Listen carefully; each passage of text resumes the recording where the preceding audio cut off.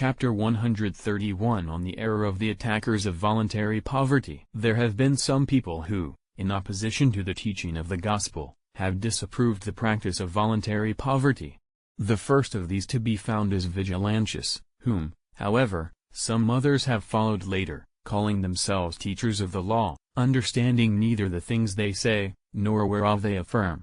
They were led to this view by these and similar arguments. Natural appetite requires every animal to provide for itself in regard to the necessities of its life. Thus, animals that are not able to find the necessities of life during every period of the year, by a certain natural instinct gather the things needed for life during the season when they can be found, and they keep them. This practice is evident in the case of bees and ants. But men need many things for the preservation of life which cannot be found in every season. So, there is a natural tendency in man to gather and keep things necessary to him. Therefore, it is contrary to natural law to throw away, under the guise of poverty, all that one has gathered together. Again, all have a natural predilection for the things whereby their being may be preserved, because all things desire to be. But man's life is preserved by means of the substance of external goods. So, just as each man is obliged by natural law to preserve his life, so is he obliged to preserve external substance.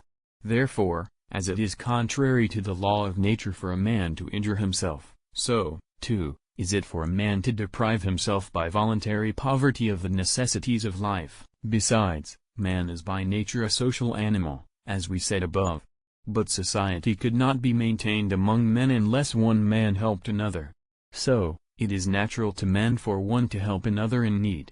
But those who discard external substance, whereby most help can be given others, render themselves by this practice unable to give help. Therefore, it is against natural instinct, and against the good of mercy and charity, for a man to discard all worldly substance by voluntary poverty. Moreover, if it be evil to possess the substance of this world, but if it be good to deliver one's neighbors from evil and bad to lead them into evil, the conclusion is that to give the substance of this world to a needy person is an evil and to take from an owner is a good. Now, this is not right. So, it is a good thing to possess the substance of this world. Therefore, to throw it away entirely is an evil thing. Furthermore, occasions of evil are to be avoided. But poverty is an occasion of evil, since some are induced, as a result of it, to acts of theft, of false praise and perjury, and the like.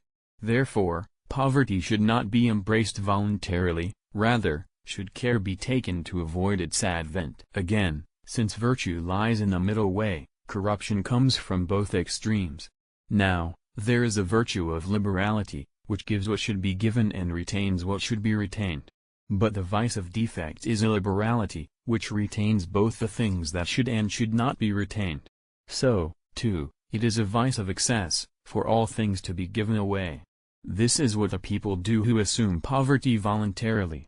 Therefore, this is vicious, and similar to prodigality. Moreover, these arguments seem to be confirmed by the text of Scripture. For it is said, "Give me neither beggary nor riches, give me only the necessaries of life, lest perhaps being filled, I should be tempted to deny, and say, Who is the Lord? Or being compelled by poverty, I should steal, and forswear the name of my God."